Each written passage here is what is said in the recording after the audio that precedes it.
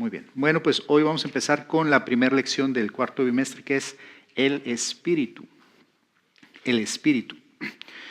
Primera de Tesalonicenses 5:23 dice, y el mismo Dios de paz os santifique. ¿Qué entienden por esa frase? Os santifique, les santifique. Dice, por completo.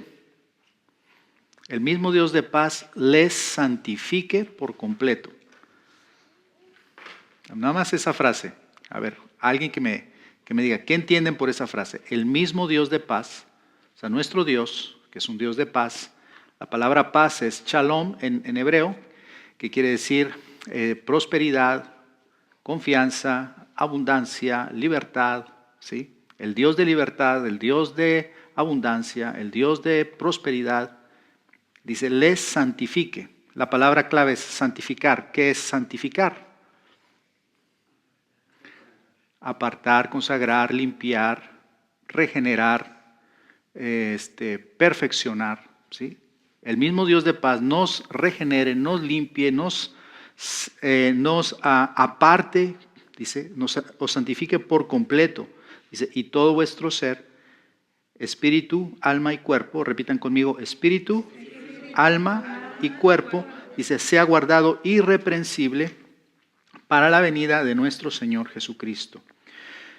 Aquí lo que el apóstol Pablo nos está diciendo es, en primer lugar, que nosotros somos seres trinos, o sea, tripartitas. Somos personas que nos parecemos a Dios en ese sentido, porque sabemos que Dios es el Padre, el Hijo y el Espíritu Santo, ¿verdad?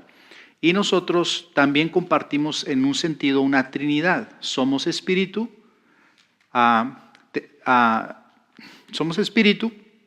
tenemos un alma y nos expresamos por medio del cuerpo. Nosotros normalmente vemos el cuerpo, ¿verdad? Pero también a través del cuerpo y a través de las facciones expresamos lo que hay en nuestra alma. Ayer publiqué una foto en Instagram donde estoy sudando en el gym y les decía que aunque la cara no lo expresa, por dentro estoy contento. Y a veces es cierto, a veces tu rostro no refleja exactamente cómo te sientes por dentro. Y a veces puedes poner una cara de una alegría, de estar tan contento y ¿cómo estás? Amén, bendecido. Pero tu corazón está triste, ¿sí? Entonces podemos engañar. Pero dice la Biblia, dice la palabra de Dios que nadie sabe lo que hay en el hombre más que el hombre mismo, más que el espíritu del hombre que está en él. Y nadie conoce las cosas de Dios más que el Espíritu Santo que escudriña lo profundo de Dios. Entonces, a lo mejor tú puedes engañar a las personas con una apariencia, pero tú sabes realmente cómo te sientes, ¿verdad? Tú sabes realmente cómo estás. Entonces, pero dice este versículo que Dios nos quiere santificar por completo. Entonces, somos seres trinos compuestos de espíritu, alma y cuerpo. La habilidad de vivir exitosamente como cristianos reside en dejar que ese nuevo hombre o espíritu que nació sea educado por Dios y produzca fruto. ¿Ok? La meta de Dios es que nosotros seamos seres espirituales. Cuando tú viniste a Cristo, naciste de nuevo. ¿Ok? Experimentaste un nuevo nacimiento, pero seguiste con el mismo cuerpo. ¿O cambió de cuerpo cuando se vino a Cristo? No. Y seguiste con tu misma alma. Tu misma mentalidad, la misma forma de pensar, pero algo espiritual sucedió dentro de ti. Un anhelo, un deseo de vivir para Cristo. ¿Sí? Algo cambió en lo más íntimo de ti y ese es el Espíritu. Entonces, es el Espíritu el que a través del Espíritu Santo, tu espíritu humano con el Espíritu Santo, te van a guiar para santificar todo tu ser. O sea, la santificación se produce en tu espíritu. Tu regeneración, tu cambio se produce en tu espíritu. Por eso decimos que el cambio es de adentro hacia afuera, ¿verdad? Tu espíritu, cuando tiene ese contacto con el Señor, tu alma es impactada. Si antes eras una persona ansiosa, afanosa, que por cualquier cosa te preocupaba, pero empiezas a tener una relación con el Señor y empiezas a creer en sus promesas, tu alma empieza entonces a ser renovada también. Entonces empiezas a aprender a confiar en Dios. Empiezas a aprender a descansar en las promesas de Dios. Empiezas a saber que Dios es fiel y que Él se encarga de toda tu vida. ¿Ok? Entonces, leemos otra vez la última frase de este segundo párrafo, que dice: la habilidad de vivir exitosamente como cristianos reside en dejar que ese nuevo hombre, el espíritu o espíritu que nació, sea educado por Dios y produzca fruto. Entonces, el cuerpo y el alma tienen sentidos, ¿verdad? Hablamos de los sentidos del cuerpo, que son el gusto, ¿el qué? Hablan de 5 sentidos. El gusto, ¿qué más? El olfato, el tacto, la vista y el oído. Ok. ¿Qué hacen esos sentidos? Te dan por decir, estás consciente de tu mundo exterior, ¿sí? Pero espiritualmente también tenemos sentidos, ¿sí? Y esos se van ejercitando. Si quieren, vamos a leer en Hebreos capítulo 5. Este lo hemos leído ya muchas veces. Hebreos capítulo 5, versículo 14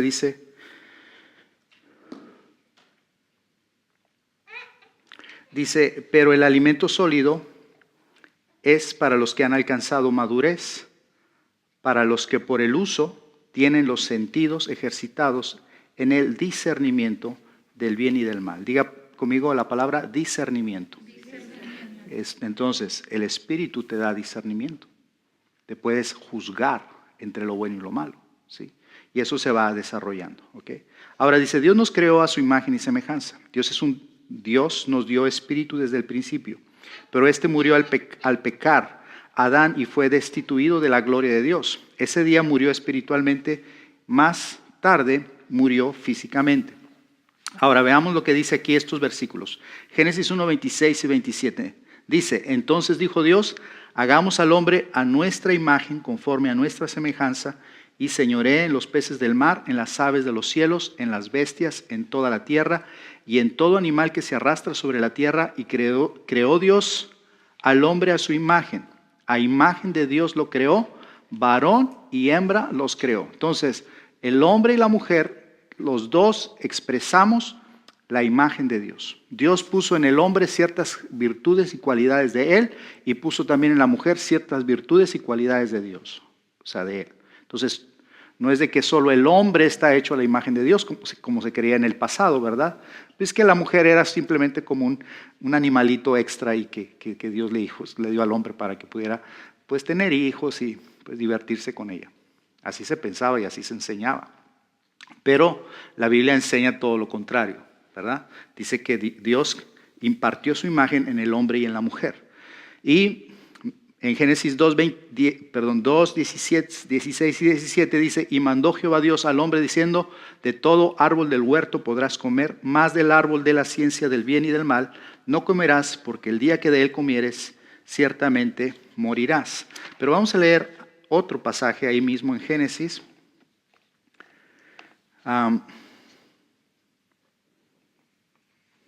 Génesis, vamos a ver, capítulo 2, versículo 7. Génesis 2, 7 dice, entonces Jehová Dios formó al hombre del polvo de la tierra. Ese es tu cuerpo, porque un día este cuerpo se va a desintegrar. ¿Ok? Dice, creó Dios al hombre del polvo de la tierra y sopló en su nariz aliento de vida. La palabra aliento es el espíritu. Entonces Dios formó al hombre del barro, dice. Luego sopló y ese soplo es el espíritu. Y luego dice más adelante, y fue el hombre un ser viviente. Otras versiones dicen, fue el hombre un alma viviente. Entonces la combinación del cuerpo más el espíritu de Dios produjo en el hombre su identidad como un alma, ¿sí? Un alma. Entonces tú tienes un alma. Esa lección la vamos a ver la próxima semana. Entonces, pero lo que te dio a ti el Señor fue su espíritu. Pero acá en Génesis 2:16, cuando el Señor le da el mandamiento, le dice que cuando coma del árbol va a morir. ¿A qué tipo de muerte se refería? A la muerte espiritual, ¿verdad? Y exactamente fue lo que sucedió. ¿Cuáles fueron los efectos? ¿Se acuerdan cuáles fueron los efectos en Adán y en Eva cuando pecaron? ¿Qué pasó con ellos? ¿Se vieron desnudos? ¿Tuvieron temor? ¿Se alejaron de Dios? Esos son síntomas de la muerte espiritual. ¿Alguna vez te has sentido lejos de Dios? ¿Alguna vez te has sentido que Dios no te oye? ¿Alguna vez te has sentido avergonzado con Dios de algo que dijiste, que hiciste? ¿Sí? Eso es la muerte espiritual. Todos la hemos experimentado. Es normal. O sea, lo más normal para nosotros es vivir en la muerte espiritual. Jesús nunca tuvo esa muerte espiritual. Él vivió siempre por medio del Espíritu Santo, porque fue engendrado por el Espíritu. ¿Sí? Ahora, después muere el cuerpo, ¿verdad? Y lo dice acá en Mateo 8:22, dice, Jesús explica lo siguiente, dice, Jesús le dijo, sígueme, deja que los muertos entierren a sus muertos. ¿A qué tipo de muertos se refería Jesús ahí? Deja que los muertos entierren a sus muertos. ¿Cómo que muertos entierran muertos? ¿Qué son? ¿Qué? ¿Zombies o qué? Obviamente se habla de muertos espirituales. ¿Sí? Tú que estás vivo, sígueme. O sea, tú que tienes vida espiritual, sígueme. Y deja que los que no tienen una relación con Dios, los que están muertos espiritualmente, se encarguen de los asuntos de esta vida. Ok, entonces, diga conmigo, Dios me creó a su imagen y semejanza.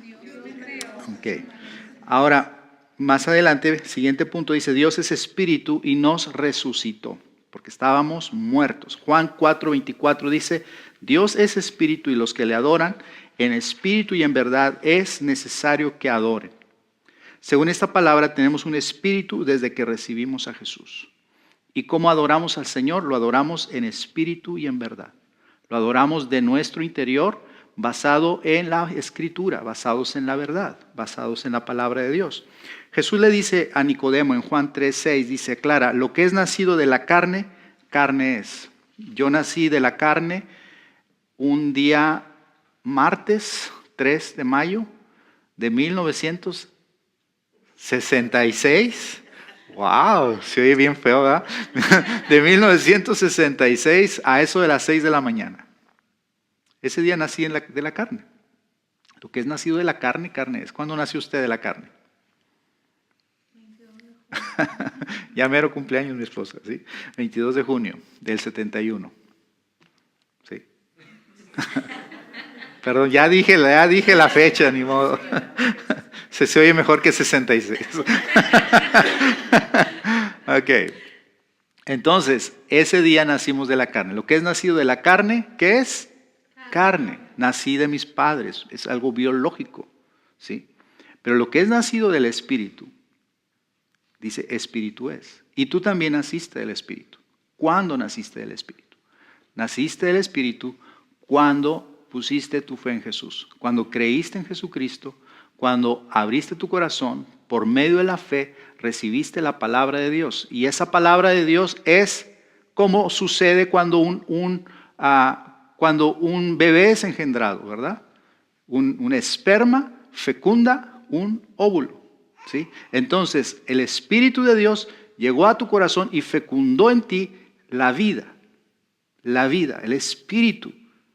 Ahora, ¿no cambiaste inmediatamente, o sí?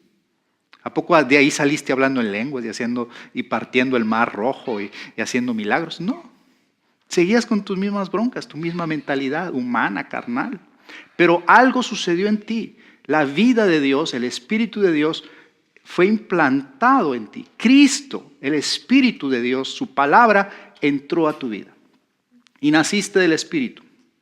Ahora, a lo mejor tú dices, yo tengo un montón de problemas todavía, tengo un montón de adicciones, tengo un montón de situaciones en mi carácter que yo sé que no le agradan a Dios. ¿Sí? A lo mejor tenemos todavía mucho espacio para renovarnos. ¿Sí? Para que, lo que dice el apóstol Pablo, para que todo nuestro ser, espíritu, alma y cuerpo sea santificado. ¿Sí? Hay algo que Dios tiene que hacer en tu espíritu. algo que tiene que hacer en tu alma y hay algo que tiene que ser en tu cuerpo también. ¿Sí? Pero tienes el Espíritu de Dios dentro de ti. Ahora, aquí dice, así que el alma razona y el Espíritu discierne y cree. Diga conmigo, el Espíritu discierne y cree. Te abres a la esfera espiritual. Te abres a la esfera de Dios, al factor espiritual, al factor de Dios. Antes tu mente estaba, todo era cuadrado. Ahora tu espíritu te da potencia, te da otras dimensiones. La fe es espiritual. ¿Sí? ¿Ok? Ahora, dice Efesios capítulo 2, del 1 al 6, explica. Y Él os dio vida a vosotros cuando estabais muertos en vuestros delitos y pecados. Dice, Él os dio ¿qué? Vida. El soplo de vida vino a ti. Dice, cuando estabais muertos en vuestros delitos y pecados, en los cuales anduvisteis en otro tiempo, siguiendo la corriente de este mundo, conforme al príncipe de la potestad del aire. Aquí está hablando de Satanás, ¿verdad?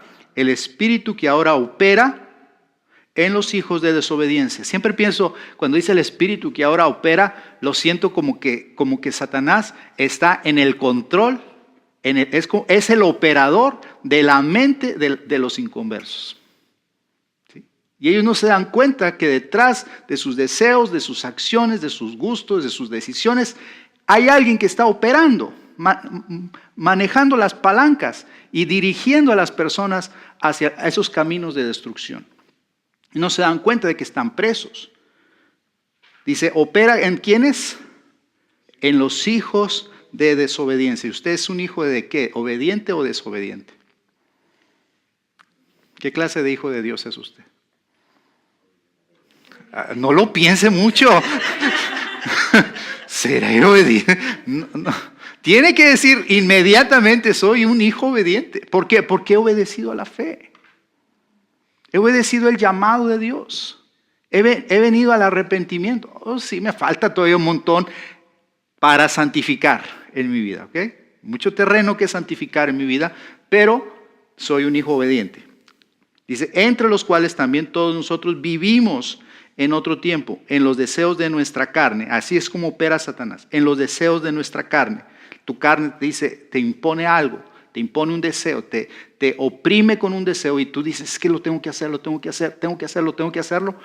Y realmente no lo tienes que hacer. No te has dado cuenta, el espiritual sabe que no lo tiene que hacer. Pero el que es carnal, el que está controlado y operado por medio del espíritu de este mundo, piensa que no tiene otra opción.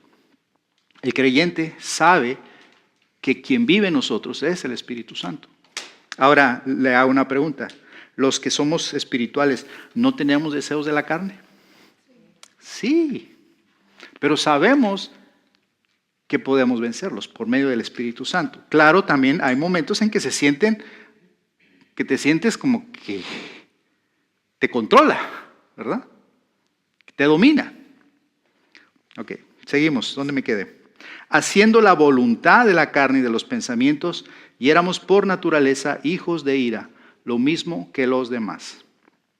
Pero Dios, siempre me gusta esa frase, pero Dios, o sea, el cuadro se veía muy triste, pero Dios intervino, que es rico en misericordia, por su gran amor con que nos amó, aun estando nosotros muertos en pecados. Romanos 5:8 dice, mas Dios muestra su amor para con nosotros en que siendo aún pecadores, Cristo murió por nosotros. ¿Sí? Dice, aun estando nosotros como muertos en pecados, nos dio vida juntamente con Cristo y juntamente con Él nos resucitó. ¿Cómo que nos resucitó? Espiritualmente. Estábamos muertos espiritualmente. Nos resucitó y asimismo nos hizo sentar en los lugares celestiales con Cristo Jesús. Qué maravilloso. Entonces, estabas muerto, Cristo vino, te dio nueva vida, sopló un aliento de vida y te resucitó y te sentó a su diestra en los lugares celestiales con Cristo Jesús. Ahora dice, antes nos dejábamos influenciar según la carne. Cuando nace el Espíritu, el alma se encuentra entre dos jefes y tiene que escoger uno. ¿Ok? ¿Cuáles son los dos jefes? El anterior jefe es el espíritu, el operador, que es Satanás, que se aprovecha de tu debilidad en la carne y de tu mentalidad cerrada. Ahora tienes al espíritu, tu espíritu humano que anhela las cosas de Dios, junto con el Espíritu Santo que vive en ti y la palabra de Dios. Y entonces cuando viene un deseo de la carne, el alma a veces dice, ¿qué hago? ¿Hago la voluntad de Dios? ¿O le doy o satisfago el deseo que tengo aquí? Y yo sé lo que me va a producir porque antes lo hice, ¿verdad? El asunto que muchas veces tenemos con la carne es que está viciada. ¿Conoce a una persona que tiene algún vicio? Que sabe que es malo. Por ejemplo, hay muchos malos vicios. Vamos a poner uno. Fumar. Dile a una persona adicta al tabaco, ya deja de fumar. ¿Qué te va a decir? No puedo. No puedo, no lo puedo dejar. Y en su mente sabe, es malo, ¿sí? O dile al niño que no llore. Es cierto. No puedo, o sea, no puedo.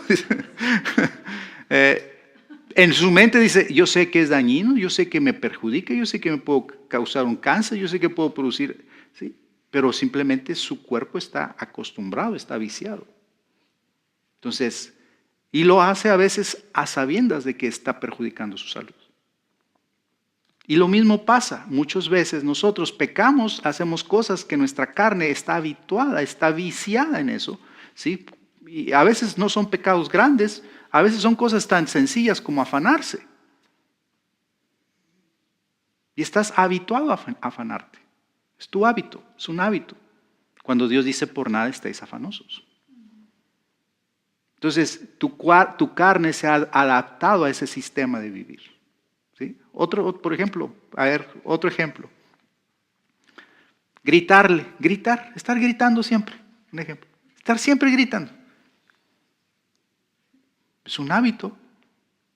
La carne se acostumbró a manejar las cosas de esa manera, a gritos. ¡Ya, cállese! ¡Ya!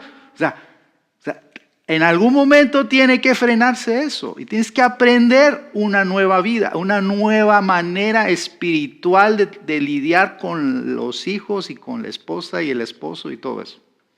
¿Sí? Etcétera, etcétera. Y así podemos hacer toda una larga lista de las cosas que nosotros estamos habituados. Entonces, pero hay un jefe, hay dos jefes y es tu alma la que decide. Porque en tu alma hay tres cualidades. Bueno, la vamos a ver la semana que entra, que es las emociones, los pensamientos y la voluntad. ¿Ok? Emociones, pensamientos y voluntad. Entonces, quien tiene la manija de hacia dónde se dirige, hacia el espíritu o hacia el pecado, hacia la carne, es tu alma. ¿Ok? Ahora, diferentes nombres del espíritu. El nuevo hombre, no vamos a ver los versículos, solo si quieren los pueden leer en su casa. También la Biblia lo llama al espíritu el hombre interior, el hombre de más adentro. Y también Pedro lo llama el hombre interno, Ok. Ahora, miren lo que sucede cuando tú te conectas por medio de la fe a Dios. Dice que somos uno con Dios. Dice, el espíritu nacido de nuevo y el del Señor se unen en uno. Primera de Corintios 6, 17 comparte, dice, pero el que se une al Señor, un espíritu es con él. Wow. A ver, digan conmigo, wow. El que se une al Señor, un espíritu es con él. ¿Sí? Él te dio vida. Hay algo divino en ti. Piensa en esto. Hay algo divino dentro de ti. Que has puesto tu fe en el Señor, que has creído en Jesucristo, que le abriste tu corazón a la palabra de Dios. Hay divinidad dentro de ti. Y esa divinidad es la que te va a sacar a la victoria.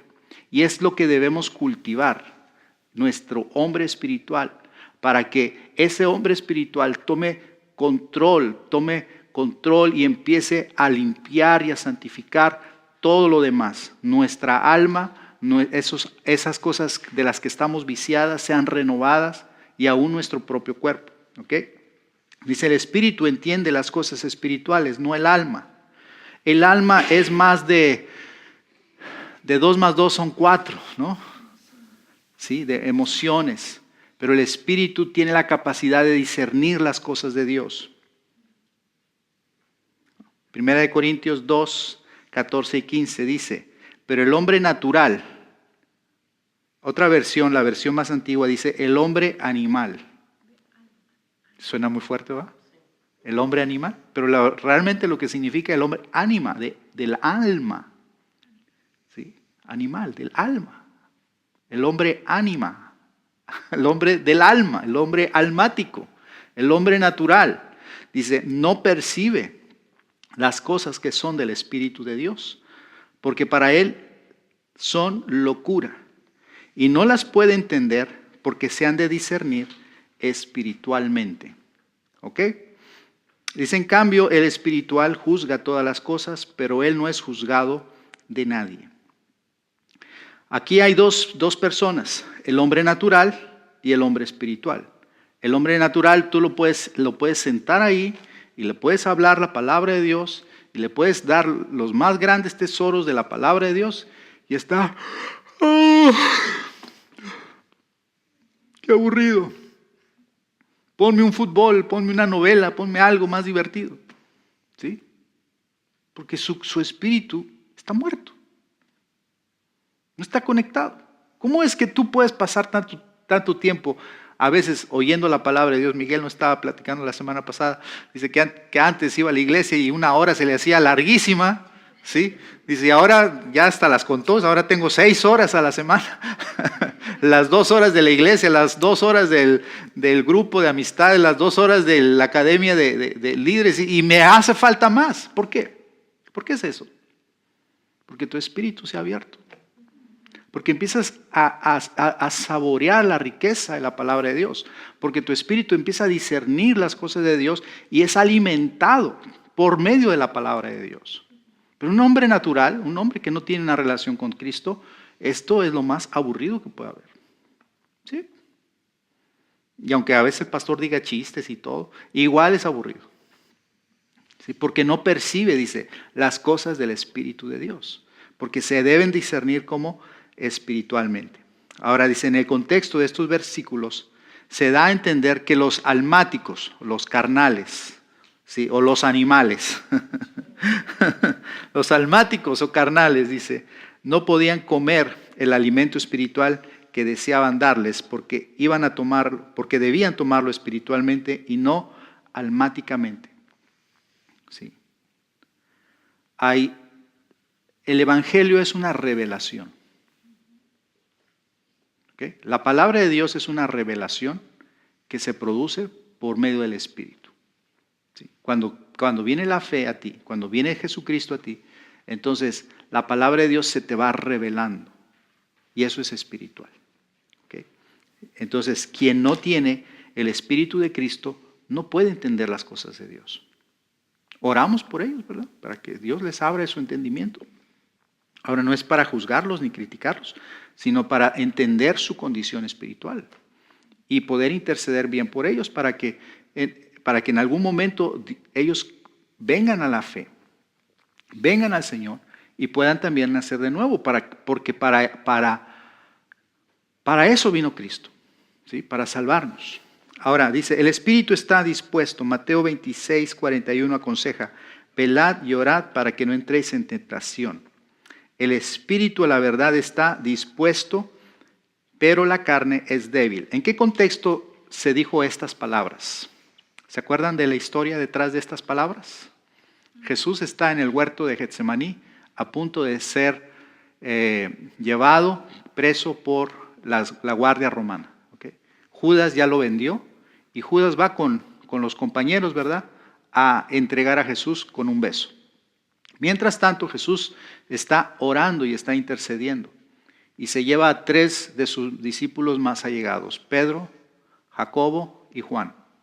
Y les dice, oren conmigo. Oren conmigo. Y Jesús se va, se aparta de ellos y él empieza a orar. Empieza a orar, Señor, si es posible, pasa de mí esta copa. Dice que su sudor era como grandes gotas de sangre. Después de una hora regresa y los encuentra dormidos. Estaban cansados, agotados. ¿Sí? Y Jesús le dice, ¿qué de acaso no han podido velar conmigo una hora? O sea, yo estoy en mi momento de aflicción tan fuerte y ustedes ni siquiera me pueden acompañar por una hora. Y les dice esta palabra, velad y orad para que no entréis en tentación. O para que no caigas en tentación. Dice, el espíritu de la verdad está dispuesto. El espíritu está siempre dispuesto a las cosas de Dios. Siempre. Pero a veces la carne, el alma, los afanes de esta vida apagan el espíritu. ¿Sí? El cansancio. ¿Alguna vez has orado estando cansado? ¿Y te dan ganas de quedarte dormido? ¿O cuántas veces has estado rendido, pero llega un momento en tu oración donde sientes que tocaste el cielo, penetraste en el espíritu y adiós cansancio? ¿Les ha pasado? ¿Sí? ¿O cuántas veces te presentas delante de Dios y con un montón de nubes, tinieblas en tu mente, distracciones en tu mente, y estás orando y de repente te vas para allá, ay, mi hijo, debía haber hecho esto, no, te regresas otra vez, y estás allá, y luego te jala para allá, y está como un montón, pero llega un momento que penetras y pasas esas nubes oscuras, y te conectas al Espíritu y dices, wow, valió la pena resistir la tentación, resistir la debilidad de la carne, para poder conectarte con el Espíritu de Dios. ¿Sí?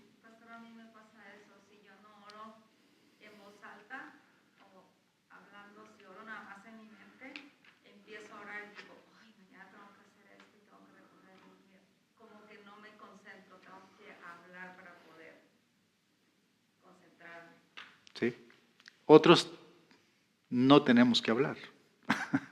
Unos tienen que hablar, otros no tenemos que hablar. ¿Sí? Entonces sí, hay diferentes formas como a veces buscamos a Dios, ¿no? Pero sí, todos tenemos esa batalla. Y el diablo te va a pelear tu oración, te la va a pelear. Te la va a pelear para que tú no ores, ¿sí? Para que no te conectes con el Espíritu de Dios, ¿sí? Para que no estés alerta, velando, dice, velad y orad, para que no entréis en tentación. El Espíritu está como dispuesto, siempre está dispuesto. ¿Cuántas veces has venido a la iglesia sin ganas de cantar? El que nos dirige levantó la mano. Sin ganas de cantar, sin ganas de orar, sin ganas de, no traigo ganas. Yo también. ¿Por qué? Porque la carne es débil. Pero insistes y vences la carne, pasas el nivel de la carne y entras a la esfera espiritual. Hay veces, hay reuniones que se sienten vacías, secas, como que no está la presencia de Dios, pero se insiste y se sigue buscando del Señor. Llega un momento que se rompe eso en el espíritu. ¿Sí? Entonces, el espíritu siempre está dispuesto. Dice, al espíritu le gusta todo lo que es de Dios. Aprendemos a decidir cuando reconocemos lo que se nos dice, lo que nos dice la carne y lo que nos dice el espíritu. O sea, llegamos a un punto donde podemos discernir lo espiritual y lo carnal, ¿sí? Y no te engañas, ¿sí? Les quiero compartir algo breve. Tiene que ver con lo que estamos leyendo, algo que he estado viendo en mis devocionales, en Santiago capítulo 1. Santiago capítulo 1 dice, versículo 12, dice, bienaventurado el varón que soporta la tentación, porque cuando haya resistido la prueba, recibirá la corona de vida que Dios ha prometido a los que le aman. Dice, cuando alguno es tentado, no diga que es tentado de parte de Dios, porque Dios no puede ser tentado por el mal, ni Él tienta a nadie. O sea, Dios no usa el mal para tentarte, sino que cada uno es tentado cuando de su propia concupiscencia, la palabra concupiscencia significa sus propios malos deseos, ¿sí? De sus propios malos deseos, es atraído y seducido. ¿Habrá ciertas cosas que te atraen, que sabes que son malas? Son tus propios malos deseos. Y todos tenemos eso. Dice, entonces la concupiscencia o tus malos deseos, después que ha concebido, da luz el pecado, y el pecado siendo consumado da luz muerte. ¿Y qué significa muerte? Separación de Dios. Trae vergüenza, trae dolor, trae separación. Dice, amados hermanos míos, no erréis, no se equivoquen. Me llamó mucho la atención esa frase, no erréis, porque cuando uno es tentado, sientes la urgencia, como te están empujando. El enemigo siempre te empuja. Siempre te dice, aprovecha la oferta, ahorita, hazlo ya. Siempre hay una premura, siempre hay una presión para que tú caigas en la tentación. ¿Sí? Y llega un momento en el que tú dices, lo hago ahorita y ya, ¿verdad? Salgo del problema, pero siempre cada pecado va a producir dolor, va a producir muerte, El pecado o la tentación es una oferta para saciar una necesidad legítima,